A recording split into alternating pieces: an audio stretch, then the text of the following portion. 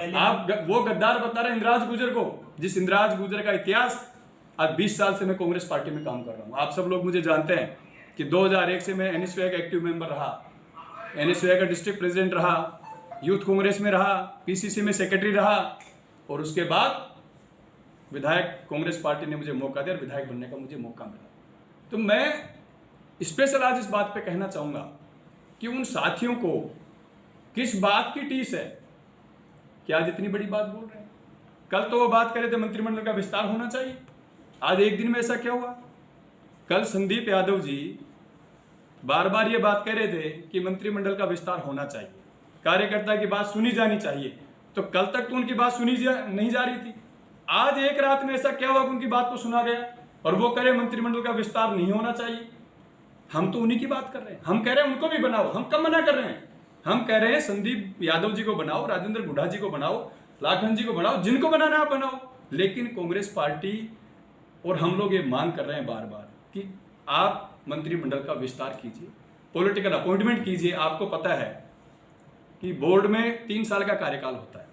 अगर सरकार बनते हम बोर्ड बनाने का काम करते थे, बोर्ड निगम में सैकड़ों कार्यकर्ताओं को अपॉइंट करते, तो आज 6 महीने बाद उनका 3 साल का कार्यकाल हो जाता। 3 साल बाद हम उतने ही कार्यकर्ताओं को फिर मौका दे सकते थे। लेकिन 2.5 साल बीत चुके, जिले स्तर की नियुक्तियां नहीं हुई, नगर पालिका में पार्षदों की नियुक्तियां नहीं हुई। इससे बड़ी विडंबना क्या हो सकती है? यही मांग हम लोग कर रहे हैं। हमने कोई गलत बात नहीं की, पायलट साहब ने कोई गलत बात नहीं करी। हमने सिर्फ एक बात कही है कि मंत्रिमंडल का विस्तार होना चाहिए, सत्ता का विकेंद्रीकरण होना चाहिए, सत्ता का विकेंद्रीकरण होना चाहिए, सब लोगों को अच्छे विभाग मिलने चाहिए ताकि मंत्री लोग अपने परफॉर्मेंस दे सके। आज 10 मंत्रियों के पास ऐसे विभाग हैं जिनको मैंने 2.5 साल में कोई चिट्ठी नहीं लिखी, काम ही नहीं पड़ता। क्यों नहीं उनको भी आप विभाग दो? क्यों नहीं आप नए लोगों को परफॉर्म करो? क्यों नहीं सीनियर लोगों को साथ लेकर के चलने का काम करो, ताकि बैलेंस बना करके राजस्थान की राजनीति में कांग्रेस पार्टी को मजबूत करने का काम हम लोग कर सकते। लेकिन आला कमान के पास सचिन पायलट बैठे हैं पिछले 3 दिन से, तो क्या उन्होंने कोई स्टेप नहीं उठाया इस बारे में? देखिए, कांग्रेस आला कमान पे हम सब लोगों को भरोसा है और आदरणीय पायलट साहब अपने स्तर पे वहाँ पे बात कर रहे हैं। हम लोग भी हमारी बात आला कमान को कहना चाहते हैं कि जिस आला कमान ने 10 महीने पहले कमेटी बना करके हमारे मुद्दों पे बात की, कांग्रेस आला कमान ने मान सम्मान दिया, तो क्या आज संदीप यादव जी आला कमान को भरोसा नहीं है? आज हम लोगों को गद्दार बता रहे हैं, तो क्या आला कमान ने उस दिन सोच समझ के फैसला लिया था? तो क्या आला कमान के फैसले को उंगली उठाना चाहते हैं? कांग्रेस की रीति नीति में उनको विश्वास नहीं इस बात का, क्योंकि कांग्रेस में कांग्रेस आला कमान जो फैसला करता है वो हम सब लोगों को मान्य। ऐसी हलचल हो चुकी है, जैसे कोरोना काल समाप्त हुआ तो फिर से सचिन जी दिल्ली पहुंच गए हैं। कुछ विधायक कह रहे हैं कि हमें जो पद मिलना चाहिए था मिला नहीं, तो इसके लिए आपके विचार क्या हैं, क्या कहना चाहते हैं? देखिए, आदरणीय सचिन पायलट साहब ने पूरे 5 साल मेहनत करके राजस्थान में सरकार बनाने में अपना योगदान दिया और आज लगातार 2.5 साल से वो कांग्रेस के कार्यकर्ता को तवज्जो देने की और कार्यकर्ता के मान सम्मान की बात कर रहे हैं। पायलट साहब ने एक बात कही कि मंत्रिमंडल का विस्तार होना चाहिए। आज 1 साल से 20 मंत्रियों के द्वारा सरकार चली जा रही है। 9 पद हमारे पास खाली हैं, क्यों नहीं उन 9 पदों को भर करके और विभागों का बंटवारा इस तरीके से किया जाए कि सब लोगों का मान और सम्मान इसमें हो। बार बार हमारे साथियों के द्वारा एक बात कही गई कि कांग्रेस का मूल vote bank SC ST minority, और इस बार मैं कहना चाहूँगा कि मूल OBC और विशेषकर गुर्जर समाज ने कांग्रेस को 90% वोट दिया है। लेकिन जब विभागों का बंटवारा सरकार में हुआ तो आप हालात देख सकते हैं कि ना तो SC के पास कोई जनता से जुड़ा हुआ विभाग है, ना माइनॉरिटी के पास कोई ऐसा विभाग है, ना ऐसे गुर्जर समाज के पास ऐसा कोई विभाग है जिसको लेकर के हम जनता के बीच में जा सके। इस बात को लेकर के बीच बीच में हमारे साथियों ने कई बार, हमारे SC के साथियों ने बात कही, वेद प्रकाश सोलंकी जी कई बार इस मुद्दे को उठाते हैं। और मैं इस बात पे कहना चाहूँगा कि जिन वोटों के दम पे सरकार बनी है, जिस पूर्वी राजस्थान के दम पे सरकार बनी है, 100 में से 50 सीटें 54 सीटें पूर्वी राजस्थान में आई हैं, तो क्या मंत्रिमंडल के बंटवारे में पूर्वी राजस्थान को इतना हिस्सा मिला? क्यों नहीं मिला? मिला या नहीं मिला, इस बात पे बार बार पायलट साहब और हम सब लोग बात कहते हैं कि जिस क्षेत्र ने जितनी सीटें आपको जीत के दी हैं, उन सीटों को बराबर उन क्षेत्र को बराबर अपना हक मिलना चाहिए। कांग्रेस के कार्यकर्ता ने 5 साल मेहनत करके रात दिन एक करके कांग्रेस की सरकार बनाई।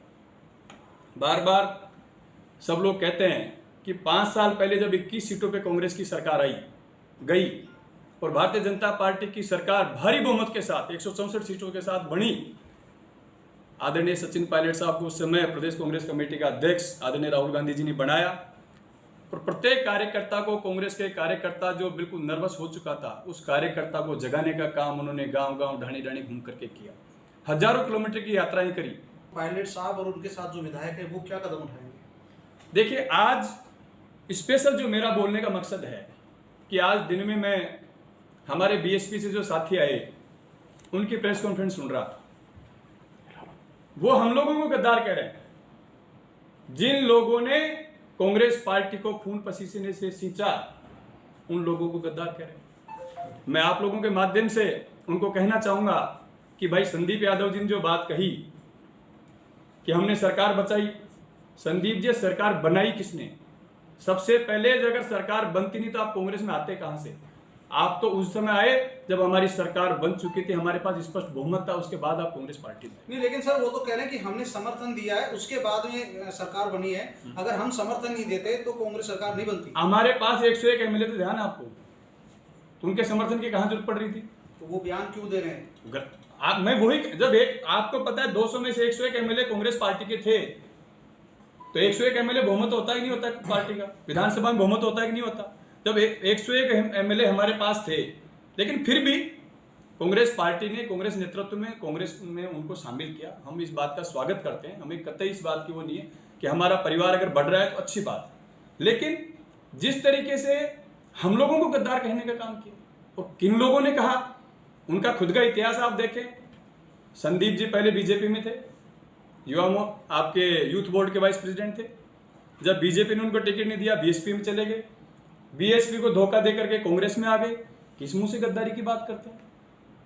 किस मुंह से गद्दारी की बात करते हैं? बात करने से पहले आदमी को अपने गिरबा में झांकना चाहिए कि हम किस बारे में बात कर रहे हैं।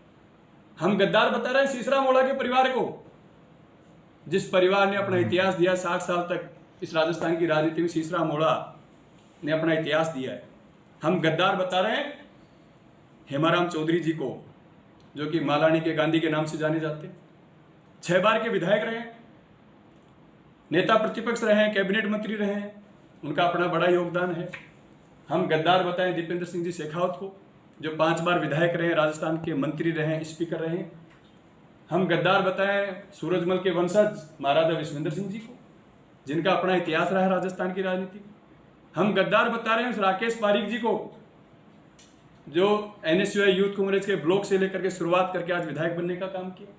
हम गद्दार बता रहे हैं मुकेश भाकर को, जिसने एनएसयूआई से शुरुआत करके यूथ कांग्रेस एनएसयूआई के अध्यक्ष रहते हुए विधायक बनने का काम किया। तो पहले आप वो गद्दार बता रहे हैं इंद्राज गुर्जर को, जिस इंद्राज गुर्जर का इतिहास आज 20 साल से मैं कांग्रेस पार्टी में काम कर रहा हूँ।